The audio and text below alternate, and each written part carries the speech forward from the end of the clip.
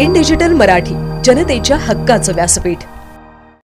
Ulhasnagar railway स्थानक परिसरातील अंबिका मित्रमंडळ परिसरात एक झाड उन्मळून पडलं.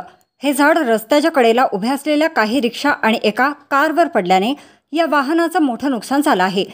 याबाबतची माहिती मिळताच उल्हासनगर महापालिकेच्या अग्निशमन दलाने या ठिकाणी धाव घेत झाडाच्या फांद्या कापून बाजूला करण्याचं काम सुरू केलंय. उल्हासनगर महापालिकेकडून पावसाळ्यापूर्वी झाडांच्या फांद्या छाटल्या गेल्या नसल्यानेच हा प्रकार घडल्याचा स्थानिकांनी आरोप केला आहे.